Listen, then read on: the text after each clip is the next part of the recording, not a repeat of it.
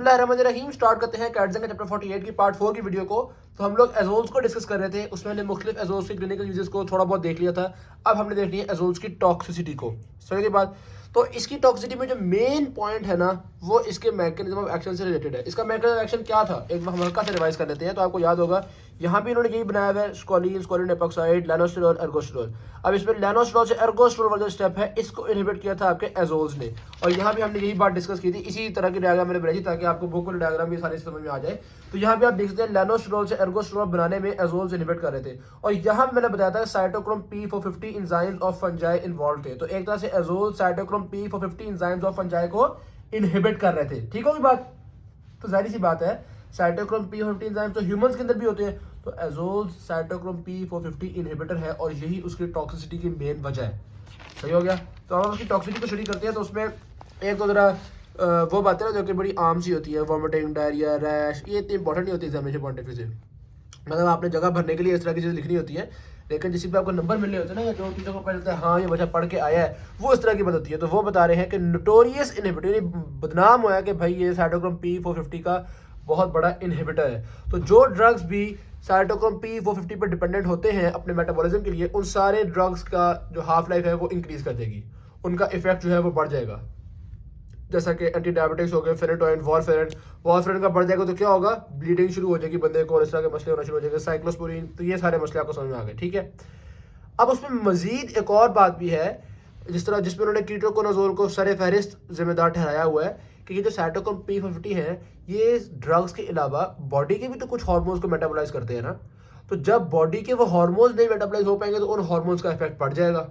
ठीक, खास तौर पे बॉडी के ये जो एड्रिनल और गोनेडल स्टेरॉइड्स होते हैं, इनका मेटाबॉलिज्म इनहिबिट हो जाता है, जिसकी वजह से ये जब सेक्स हार्मोन्स बढ़ेंगे तो इंसान को गायनेकोमैस्टिया हो जाता है, यानी मेल्स का ब्रेस्ट जो है वो इलाज हो जाए, उसको हम कहते हैं गायनेकोमैस्टिया।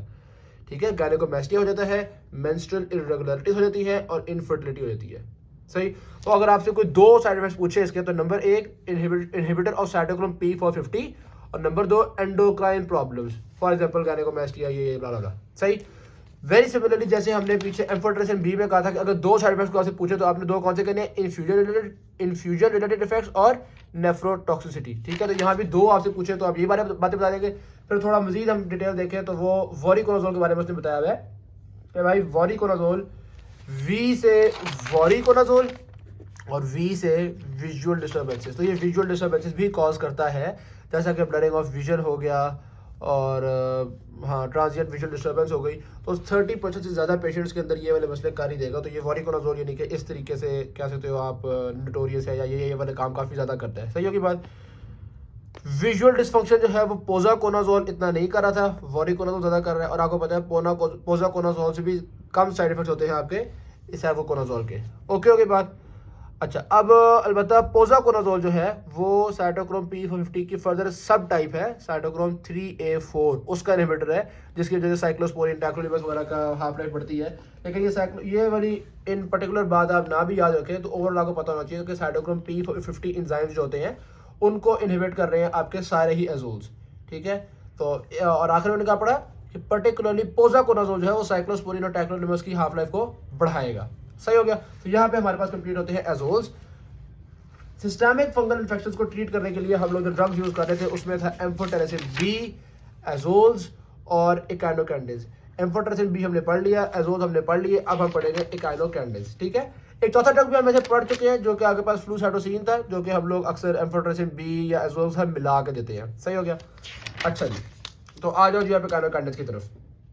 इसके मैकेनिज्म ऑफ एक्शन की बात की जाए तो वैसे तो पहले ही हम पार्ट 1 की वीडियो में ही डिस्कस कर चुके हैं कि चूंकि फंजाई के सेल वॉल के अंदर बीटा ग्लूकैन्स होते हैं, तो ये बीटा ग्लूकैन के सिंथेसिस को इनहिबिट कर देगा इकाइनोकैंडिन। और जब बीटा ग्लूकैन का सिंथेसिस इनहिबिट हो गया तो जाहिर सी बात है सेल वॉल सिंथेसिस इनहिबिट हो जाएगा। जब सेल वॉल सही से नहीं बन पाएगी तो फंजाई बेचारा तो मर ही जाएगा ना।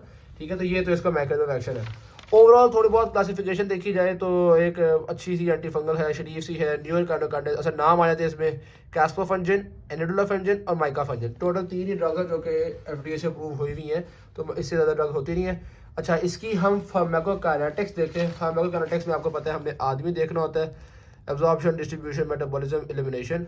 आदमी, बी या डी है। ठीक है, एब्जॉर्प्शन की बात की जाए इंट्रावेनसली दिया जाता है, ओरली नहीं दिया जाता। सही। डिस्ट्रीब्यूशन देखा जाए, distributed widely. Metabolism, hepatic metabolism होता है, ठीक है, और फिर एलिमिनेट होता है। हेपेटिक मेटाबॉलिज्म होगा तो फिर बाइल वगैरह के थ्रू या इस तरह से फीसेस वगैरह में निकल जाएगा। सही हो गया।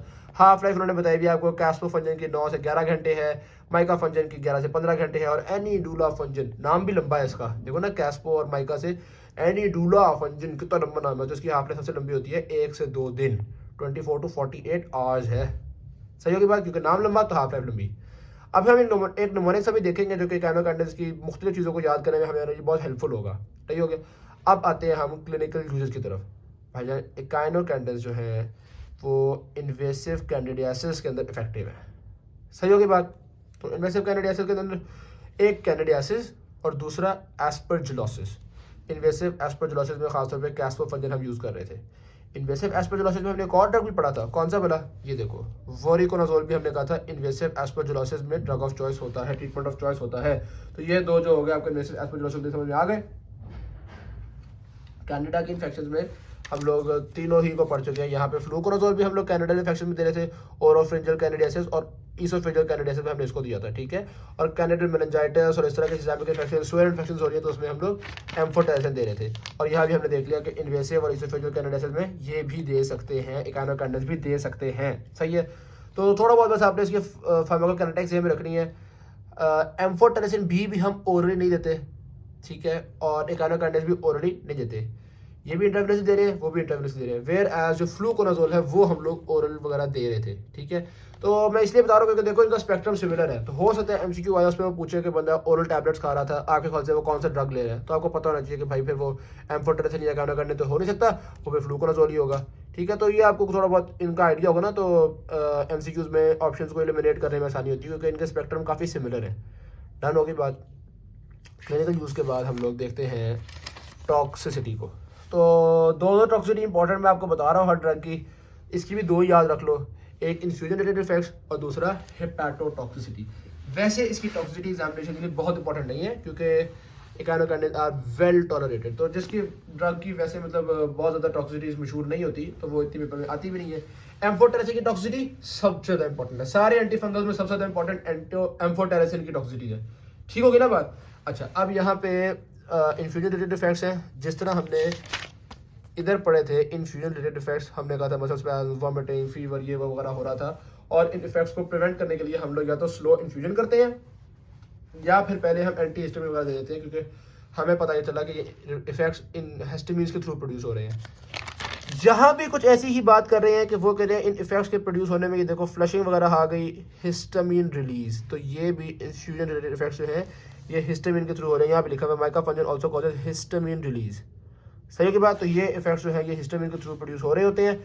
अच्छा, और जहाँ तक ताल्लुक है हेपेटोटॉक्सिसिटी का, तो हेपेटोटॉक्सिसिटी की वजह से खासतौर पे लिवर ट्रांसमिनेजेस वगैरह रेज्ड होंगे, एंजाइम आपको रेज्ड मिलेंगे। तो ये बात तो बड़ी सिंपल थी, इसमें कोई ऐसी मुश्किल बात नहीं थी। निमोनिक जो मैंने आपसे कहा था जिससे आपके लिए आसान हो जाएगा, देखो नाम क्या है, ECHINO, इसी तरह का नाम है ना, आप ना ई की जगह कर दो बी, ठीक है। तो ये हो जाएगा BCHINO, आगे कैंडन पूरा, ठीक है। अब ये BC हो गया तो ए भी लगा लेते हैं पीछे, अब ये हो गया ABC, ठीक है, ठीक है। ए भी काइनोकैंडिड्स कह लो, हो गया हमारे पास, सही हो गया। लो जी, A स्टैंड फॉर एस्परजिलोसिस, आपको इसका स्पेक्ट्रम याद हो जाएगा। B स्टैंड फॉर बीटा ग्लूकैन पे एक्ट करता है ये, तो आपको इसका मैकेनिज्म ऑफ एक्शन भी याद हो जाएगा। C stand for candidal infections, ठीक है। तो इसके क्लिनिकल यूज में एक एस्परजिलोसिस था, एक कैंडिडा था, वो दोनों हमने कवर कर लिए। वैसे अगर आपने ड्रग का नाम भी याद करना हो तो C ऑल्सो स्टैंड फॉर कैस्पोफंजिन, तो क्योंकि इसमें एक ड्रग है ना कैस्पोफंजिन, चलो कैस्पोफंजिन भी हो गया, ठीक। अब ये दो आ गई इसकी टॉक्सिसिटीज। H stand for hepatotoxicity, I stand for infusion related toxicity. तो पूरा इकाइनोकैंडिड याद करने के लिए ये जो इसके ABC और इकाइनो हमने बना दिया ना, यही आपके लिए काफ़ी है।